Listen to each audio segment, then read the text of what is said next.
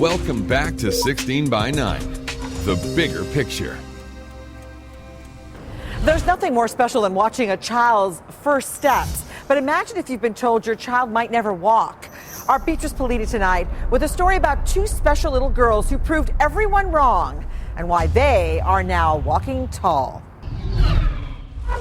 5-month ultrasound, and we knew there was something wrong. She had no natural concept of how to sit up by herself. By the time she turned 4, she didn't know how to stand up off the ground.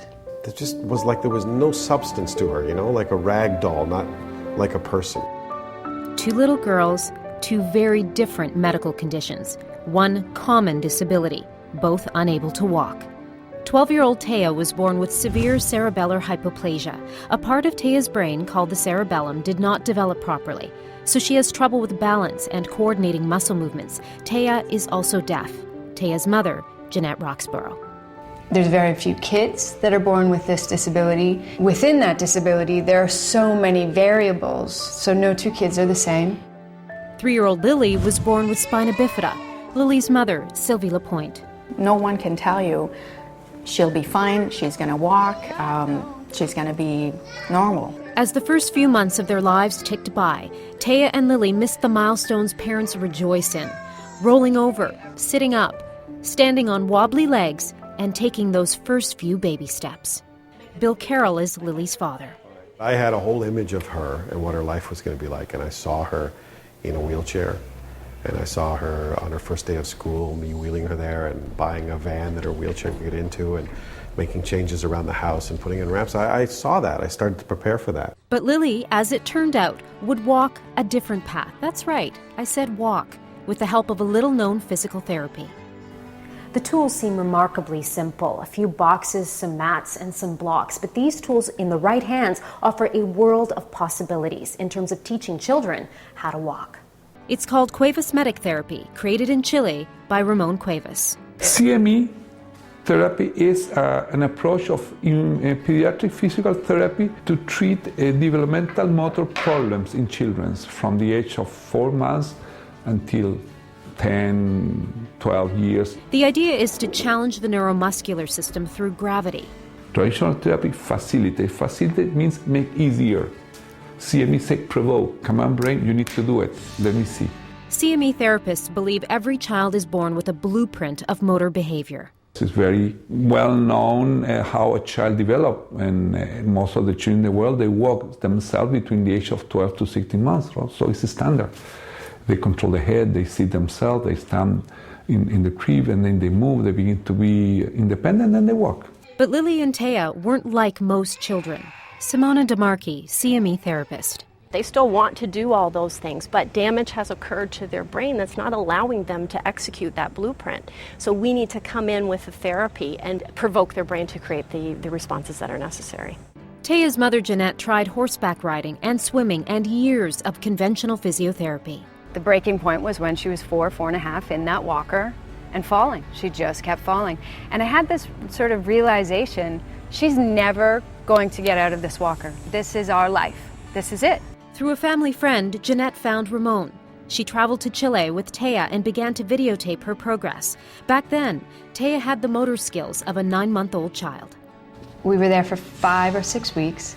She came home walking, holding onto one hand. Ramon worked with Taya every day for 45 minutes, sometimes twice a day, sometimes holding her by the thighs, sometimes the knees, sometimes the ankles, constantly challenging her brain to find balance and then having her move while holding on to that balance. We went 5 times after that. She started walking after the 4th, independently.